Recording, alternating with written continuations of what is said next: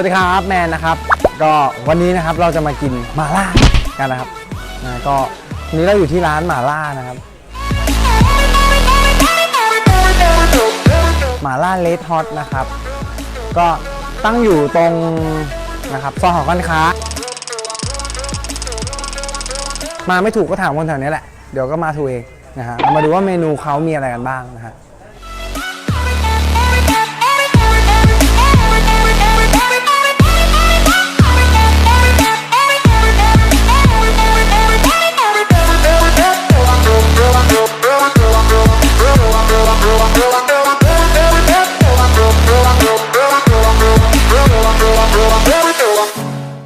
ได้แล้วนะครับหม่าล่านะครับย่างมาประมาณ20กว่าไม้ได้เนาะ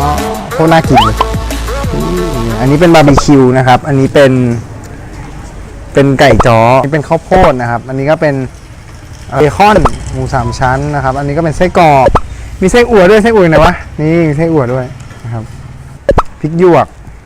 เดี๋ยวจะมาลองกินกันดูนะครับว่ามันจะเด้าลิ้นจริงไหมนะฮะเมื่อยเอามาเริ่มกันที่น้องไก่ก่อนนะฮะ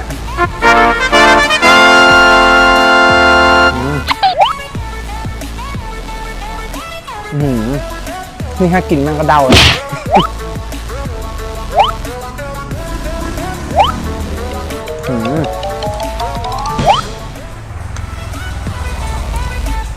คือความเผ็ดของหม่าล่าเนี่ยมันจะไม่ได้แบบว่าเผ็ดเหมือนพริกแบบไทยที่แบบเผ็ดแล้วแบบแสบปากอะไรอย่างนี้นะแต่ความเผ็ดมันค่อยๆมาแล้วเวลาเผ็ดเนี่ยมันจะลิ้นมันจะชาๆเหมือนลิ้นโดนเด้าเลยตืดๆนี่มันลองที่หอยจ้อนะ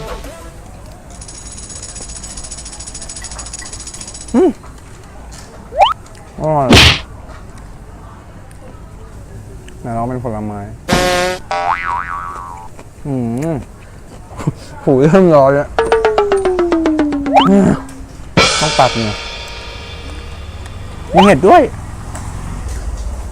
ครับ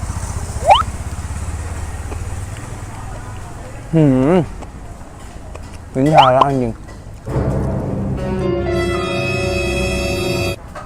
คือต้องบอกก่อนว่าไปกินมาหลายร้านเหมือนกันนะหม่าล่านี่แหละเรารู้สึกว่า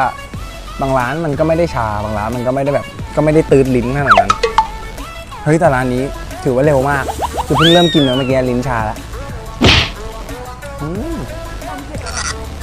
อันนี้ความเผ็ดระดับไหนอ่ะมีระดับมีกี่ระดับมี1 2มี3ไหมไม่พอนี้มาลองที่ไส้อั่วไอ้ก่ะอันนี้ลูกชิ้นปลามีหลากหลายเมนูมากนะครับให้เลือกทั้งแบบว่าปลาหมึกหมูไก่กุ้งไม่มีกุ้งยังไม่มีแต่เดี๋ยวก็มีนะครับนอกนะครับอีกเช่นเคยครับตากล้องไม่ให้เด็ดหมดแล้วป้อนตากล้อง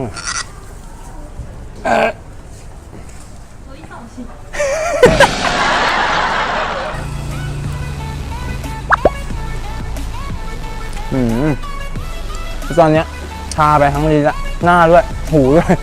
คิ้วด้วยที่กินมาครับผมว่ายังเผ็ดไม่โดนใจเท่าไหร่นะครับจะขอเขาใส่เพิ่มดีกว่าขอใส่เพิ่มได้ไหมเอาแบบว่าถ้าไม่เข้าโรงพยาบาลก็ไม่จ่ายตังค์นะเผ็ดอันนี้คือเรากำลังจะเร่งความเผ็ดนะครับเพราะว่าในจานมันเผ็ดไม่โดนใจเท่าไหร่เลยจะมาเพิ่มนะครับบอกเจ้าของไปว่าถ้าเกิดไม่เข้าโรงพยาบาลไม่จ่ายตังค์มาดูว่ามันจะเผ็ดขนาดไหน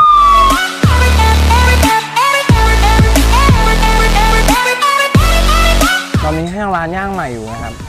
เพิ่มความเผ็ดไปทางร้านมีแค่ระดับ2ราคาลึ่งนะครับอันนี้คาดว่าจะอยู่ในระดับ5เขาดูจากการย้ำพริกตรงนั้นเอาแบบว่าได้ใช้ประกันชีวิตที่ทำมามันร้อนมากไหมอ่ะร้อนอยู่เลยอ่ะกินน้อยๆมันอาจจะไม่เผ็ดเท่าไหร่ครับต้องกินทีเดียวเลย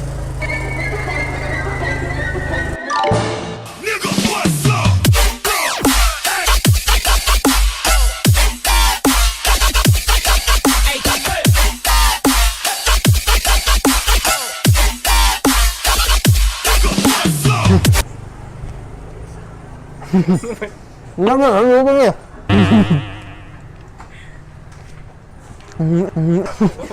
หน้าชาหมดแล้ว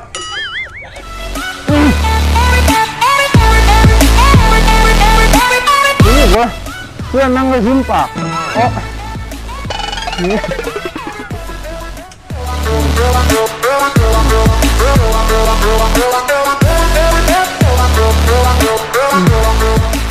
เฮ้ย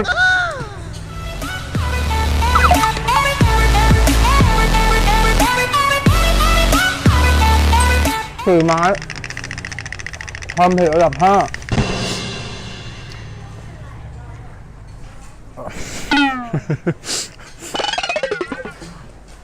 ลิ้นกูไปไหนวะเฮียมีลิ้นอยู่ใช่ไหมเคยมันมีลิ้นอยู่เผ็ดมาก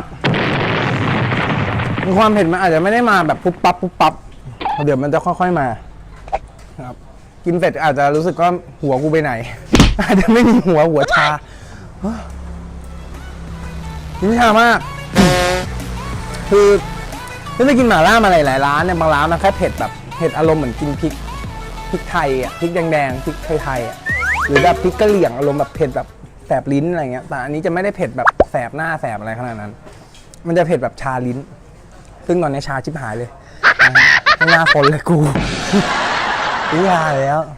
ไม่ต้องโฟกัสลิ้นขนาดนั้นก็ได้ชามากเลยอ่ะหมดแล้วนะครับเผ็ดมากนะครับเผ็ดชิบหายนะครับต้องกินน้ำกันไปหลายขวดเลยทีเดียวก็ฝากกดไลค์เพจร้านด้วยนะครับฝากแชร์โพสต์นี้นะครับถ้าใครแชร์แล้วนะครับมากินที่ร้านนะครับก็บอกร้านไปเลยนะครับว่ามาจากเพจเห็นแก่กินนะครับก็ได้โปรโมชั่น5 ไม้แถม1 ไม้ไปเลยโอเคถ้าดูแล้วชอบนะครับหรือว่าชอบติดตามการกินของเรานะครับก็ฝากติดตามเพจเห็นแก่กินด้วยนะครับฝากไลค์ฝากแชร์เยอะนะครับแล้วก็อย่าลืมนะครับไลค์ด้วยนะครับเพจเลดฮอตหม่าล่านะครับก็วันนี้นะครับก็ไปกินน้ำก่อนไม่ไหวแล้วเผ็ดมากขอบคุณครับ